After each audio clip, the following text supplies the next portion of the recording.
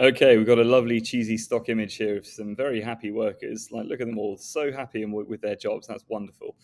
So, social footprints. Now, these are actually sort of more looking at like employment legislation and certain issues to do with manufacture of products that might put people, or well, hopefully will put people off from buying certain products. Now, for example, Apple before has been had up for working conditions and paying their workers a fair wage in the factories that they use. Now, it's not specifically Apple's factory, but they actually pretty much have exclusive rights to the factory. The factory, like the supplier's called Foxconn, and they make a huge amount of parts for Apple. So now Foxconn, they were in the news quite a few years ago now for highlighting that Apple were not paying. Basically, they were not paying their workers a fair wage, and they were working hugely long hours, and the production level demands were so high that it was causing a lot of workers to like do horrendous things, like some of them were like jumping off the roof of the factory and stuff. And so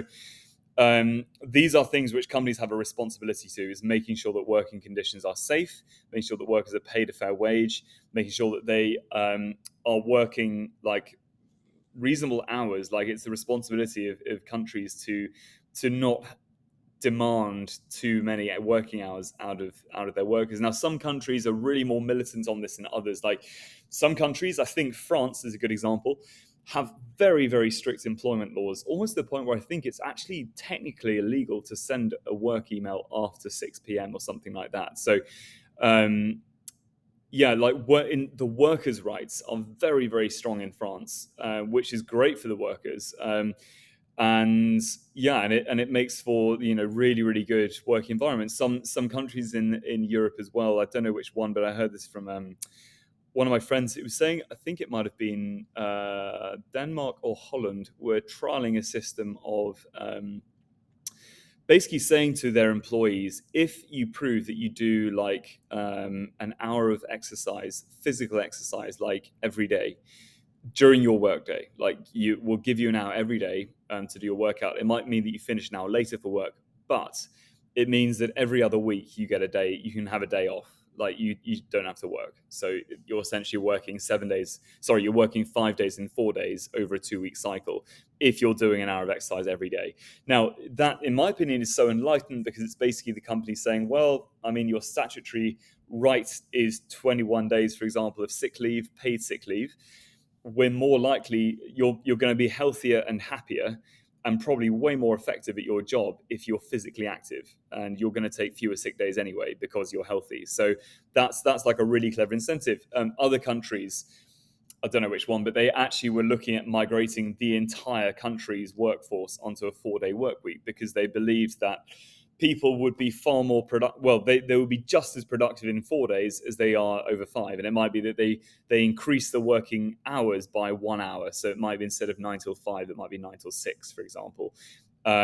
So some countries, they're really strict on employment laws. Like, your bosses are not legally allowed to ask their employees to stay in the office beyond a certain time. Like, and if the employee doesn't want to, and that can't be held against them. So it's really good. Some countries are horrendous for that. I mean, Hong Kong's pretty bad. Like, that.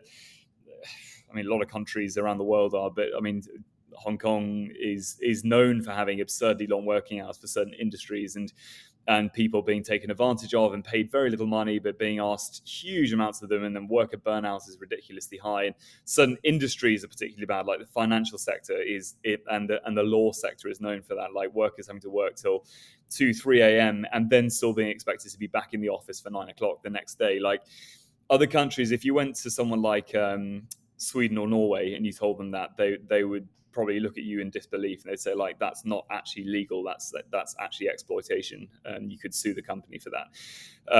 So some countries are very sort of enlightened towards this, and quite forward looking. Just dropped a ruler. It's not broken, we're okay. So yes, and then these are the other issues as well, is like trade unions they're sort of like worker unions where people will join forces to stand up against the industry when they feel like they're being mismanaged, or when they feel like they're being taken advantage of. So in the UK, say from a teacher's point of view, there are quite a few different teachers' unions. There's like I forgot what they're called now. There's one called um, I think it's called NUT, and then another one's called like ATL or something like that. And they're there to protect workers. So what will happen is if, say, I don't know, a teacher gets fired and they make an appeal against the school and say that was unfair dismissal, they could contact their union and say, guys, this is the situation. I was wrongfully dismissed. Here's the evidence, and then they will provide like legal services for free, and they'll basically add more clout to the workers' argument. And it will also, they sometimes organize things like strikes as well. Like if say, I mean, going for an extreme example, but if say in the UK, suddenly the government said, you know what, guys, all schools, we are going to increase the school day by 3 hours. Like you guys, schools will now finish at 6 p.m. Guarantee you there'll be massive, huge protests on the streets by teachers, and teachers will go on strike. And most industries in the UK and a lot of countries have unions, have like workers' unions, trade unions for this reason, is so that they can sort of unify all together, and they can sort of, if they feel like they're being taken advantage of by the government or by their company, they can all kind of band together, and it's a way of protecting themselves. And they've been very, very necessary.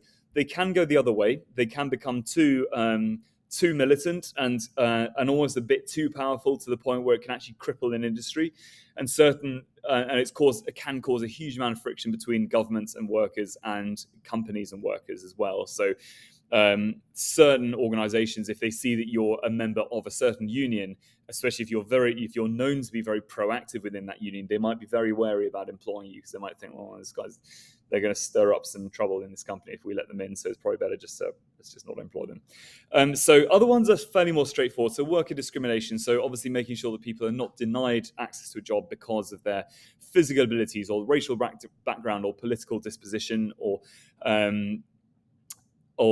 gender or whatever it is. Like there's loads of things, making sure that equality is there in the workplace and in employment, and no child labor, obviously. But I mean, that sounds ridiculous, but child labor is still a huge issue amongst many, many countries. Like kids are used, a lot of countries where, say, mining, where they're mining for precious minerals like diamonds and sapphires and stuff, all the time they'll just send kids down the mines. And that's ridiculous, because they'll be mining for precious minerals that are for hugely wealthy international companies.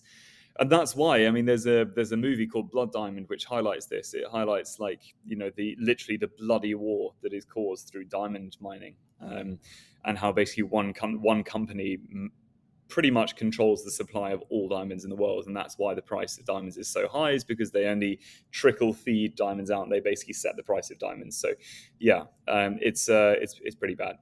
Anyway, well done for watching all these screencasts. You can now have a go at the questions. Good luck.